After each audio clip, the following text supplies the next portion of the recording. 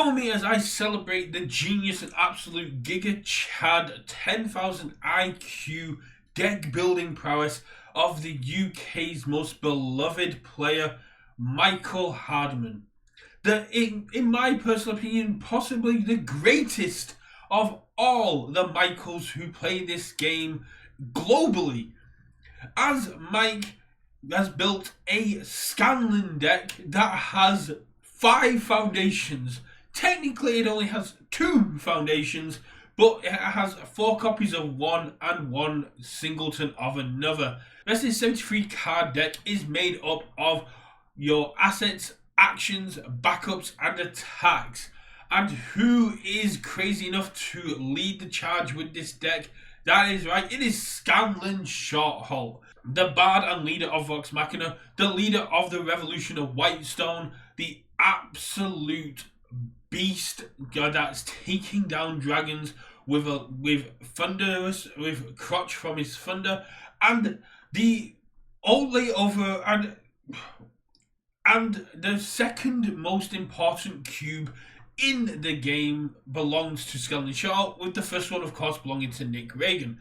So what does this deck actually do? Well, it annoys the hell out of your opponents. The idea behind the deck is you overrun them.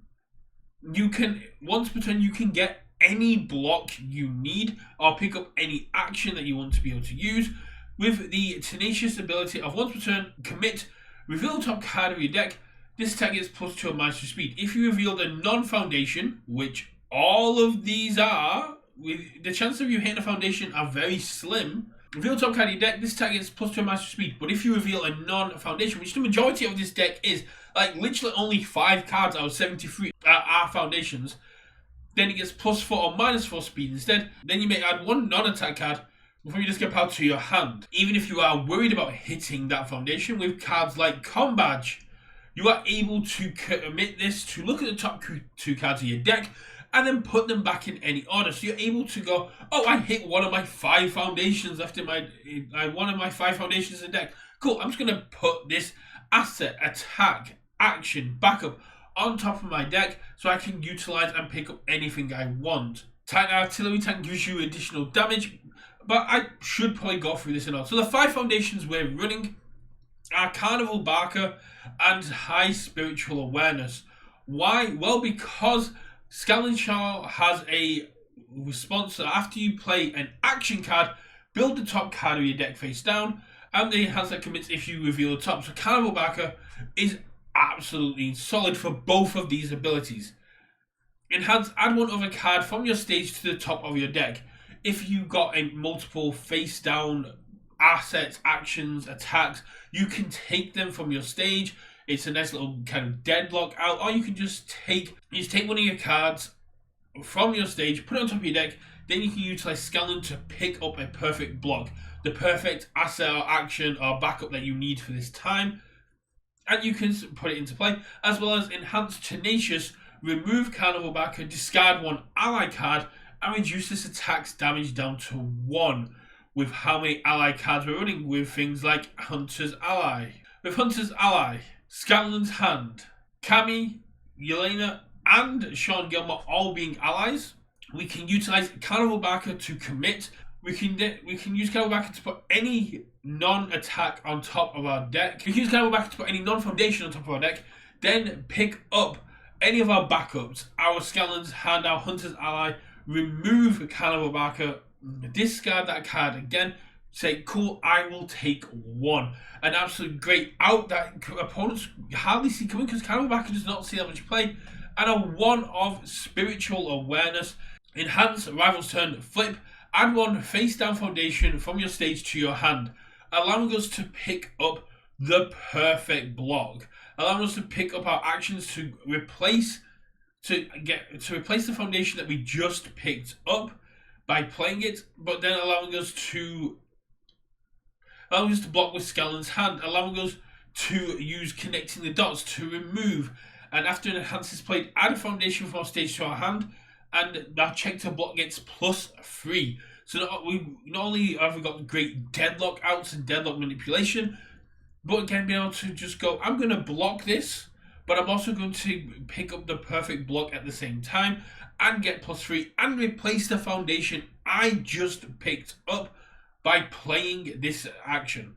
There are so many little micro decisions and ways to play spiritual high spirit awareness that you can just kind of put your opponent in this almost prison feeling where they're never going to get through. In fact, the games I've played with this, one of my opponents, as it got to like the 40-minute mark, just said, "I concede, I just don't want to play against this deck anymore," as I was sat there with 14 foundations after starting off with just one card play pass. It was, yeah, this deck is incredibly fun. It is designed to be a suppressive control deck. I'll get more into the assets in a second because there are some very cool combination plays in here. But let's take a look at our actions. Of course, we're running Dangerous Gambit. If you're running an asset heavy 13 cards out of 73, Dangerous Gambit is going to allow us to ready up Doty, ready up Combat, ready up Titan Artillery, T-88, even our Cabin Hideout to be able to utilize those abilities again. Signal Shot, same situation again. We're going to be building so much cards from the top of our deck when we play actions that we're going to be able to essentially use this to pick up an attack, pick up an action so we can play it. Then we get to replace it with the top card of our deck. So playing this late into a turn where we know we're going to have to commit one means that we can kind of do a pseudo hardened job refresh where we pick up one of our face downs and immediately replace it with a card, replace it with the top of our deck. Determined Dive, build top card of your deck, face down committed. That's cool, we're probably going to pick it up anyway. And then we also have draw one card if you have a wall token in your stage. We get wall tokens / counters quite quickly. We're running 4 Raise the Walls, which adds a wall counter and allows us to draw a card. Or we can use it as a block in order to draw a card. Allows us to draw a card anyway. Hunter's Ally allows us to build in any of our 5 backups or 4 of our foundations.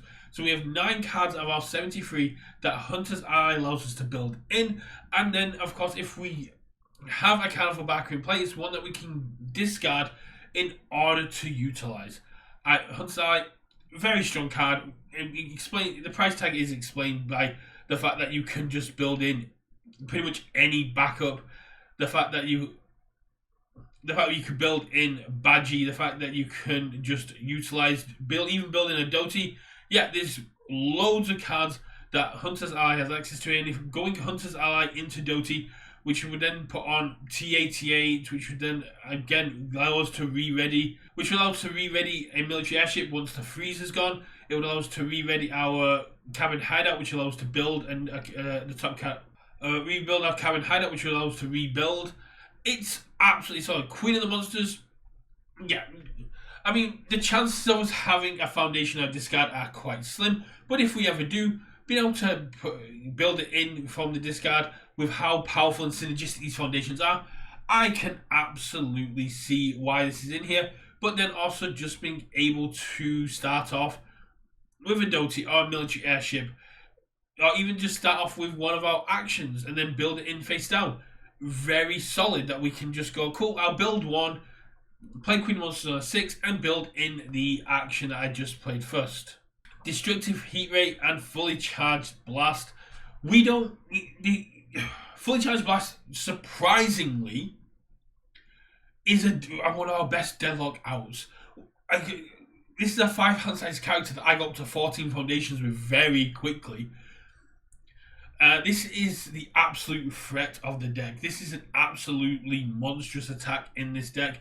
You don't actually have that many power tokens, but you can still get there, and it adds that additional threat. When the games I've played, people had to save their answers for Fully Charged Blast and Destructive Heat Ray. Destructive Heat Ray allows us to ready up a foundation if it deals damage, but add 2 power tokens to a stage and then flip a rival foundation with less power tokens than you have.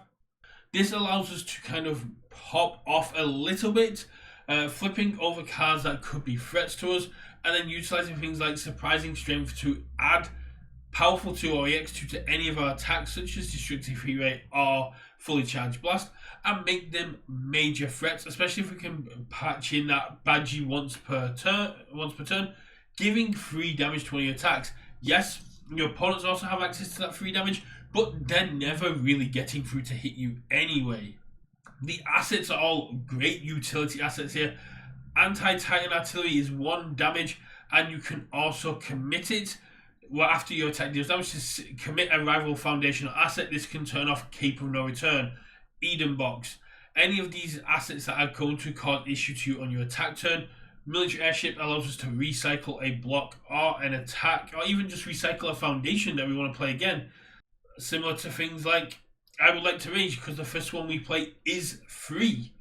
So we can keep picking up and keep drawing additional cards. Scanlan's Hand, allowing us to block with Scanlan's Hand, give the attack -3.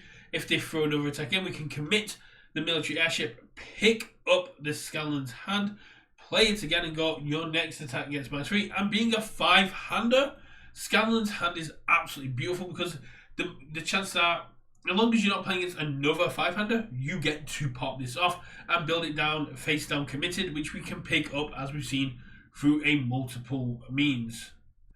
Doty, I was very surprised with how good Doty actually was. It's one of those assets I saw, 4 cost, 5. It's only going to see playing Tarion where it's a 2 difficulty. But no, ready, 1 other asset.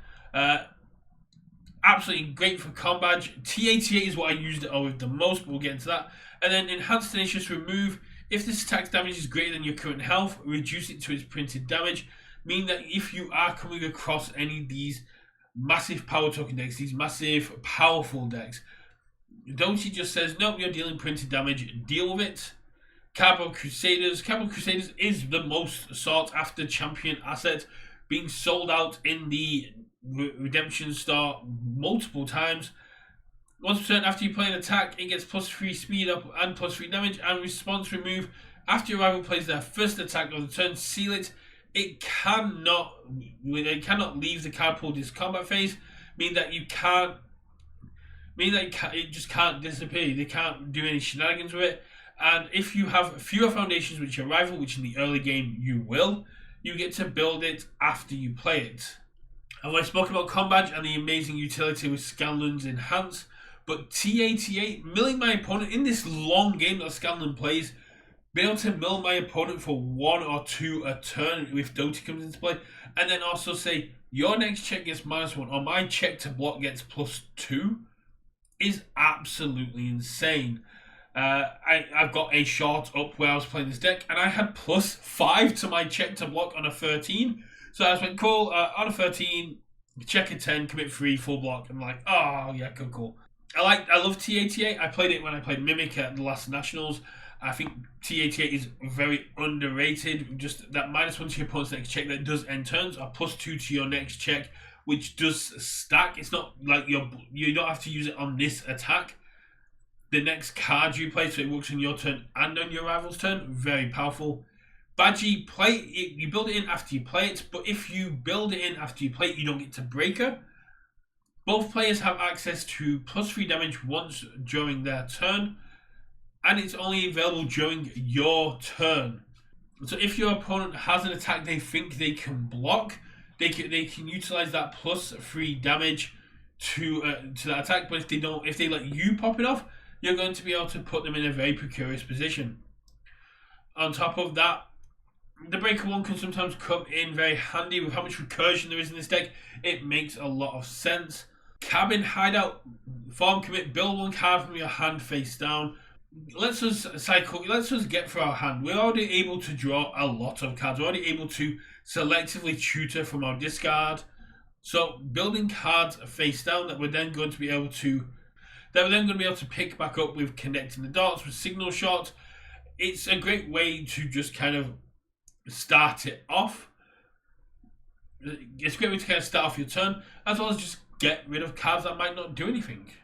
Going on to our actions. Actions are the bread and butter of Scanlan. This is how he builds. So having actions that are great with utility is kind of what Scanlan is looking to do. Emerge from the Depths is a 5 cost form. Add 1 card from your discard pile to your hand. allowing us to essentially then go and pick up Queen of the Monsters to build and merge from the depths into our stage, getting us 2 foundations for the cost of 1, and also just an absolutely solid card and a low block, which, a lot of decks don't take advantage of. Crystal Formation, a 0 cost foundation. Enhance, your next check gets +2 and you get a power token. Or first enhance, your rival's next check gets -2. Now, this does not say your turn only. So, be able to selectively break it to your opponent as a first one is very powerful. And be able to go, my next check is going to pass, is very strong, as well as getting a power token for fully charged blast and destructive heat ray. Filled with doubt in this deck just reads seal your opponent's attack, build 1 foundation if it's the first action you've played. Same with I would like to range, doesn't count towards progressive. You get a rage counter for each of your momentum, and you get to draw a card, as well as card pool remove, your fury attack gets powerful 3. And giving destructive heat ray powerful 3 seems really good. Scanlan's Hand, absolutely utility card. Be able to build it in, be able to commit a asset, foundation, backup, character. Very strong as a form, Scanlan's built in. And then we have the card pool response that after a block is played, the next attack gets +3 or -3. That works for both players. So if you block it, you can give your opponent's next attack -3. But if you play it to commit your opponent's character, then your first attack gets blocked. You're then able to give your next attack +3 damage, which is absolutely solid. And if your hand size is smaller than that of your opponent, you get to build it face down committed. Connecting the dots allows us to add a card from our stage to our hand after an enhance is played, and our check to block gets +3. It also removes itself from the card pool, meaning that you're not playing with additional progressive. You're making your next you're making your check to block a lot easier, and you're picking up the perfect block. Similar with Surprising Strength, this clears itself from the card pool by adding itself to momentum, and then grants an attack powerful 2 or EX2, as well as building you a face down. Raise the Walls allows you to replace it in your hand, whether blocking or playing as a form, and then you also get to build when you play it. A great utility for a 0 cost action. Kami Chameleon lets us deal with our opponent's foundations by flipping them, as well as giving 2 speed. Yelena just allows us to commit to build more face down foundations, because we still need foundations, we're just not getting them in the traditional way. And Sean Gilmore is an absolute beast, given that he's just give your next check +2.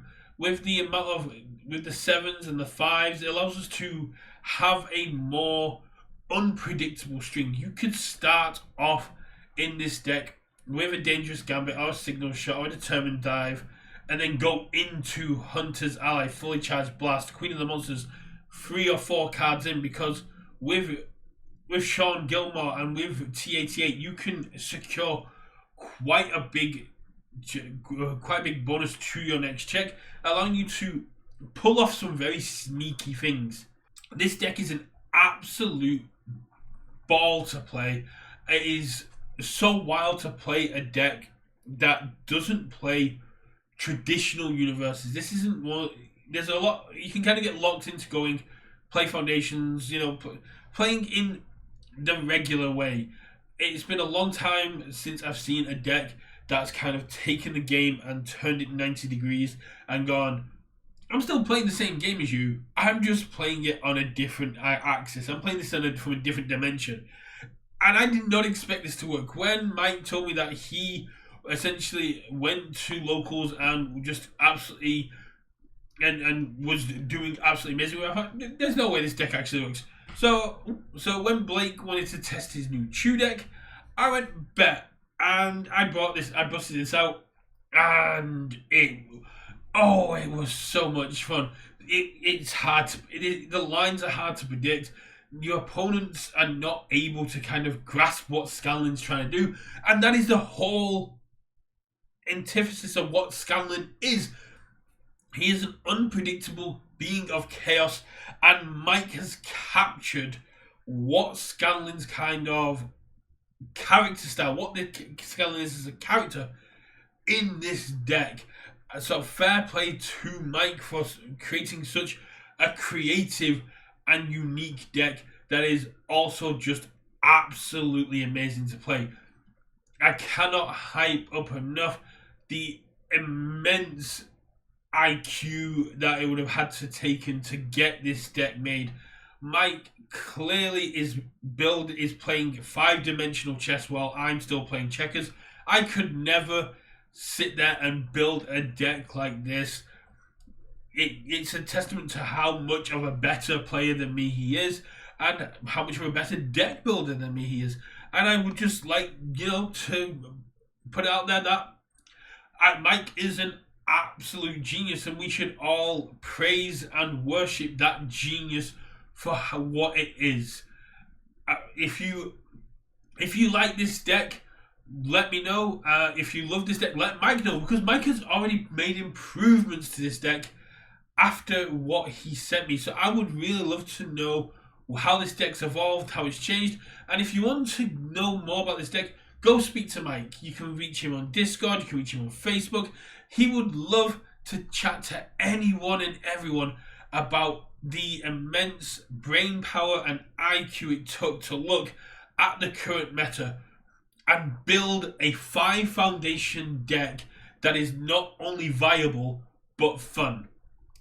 Thanks for watching, and remember, if you want to play this, go ahead and play it. It's loads of fun to play. For theories, news and more, win, lose or draw, keep it UniVersus. And I'll end it with praise be to Mike Hardiman, the genius behind What a Great Card, Scanlan. See you at game night. Bye.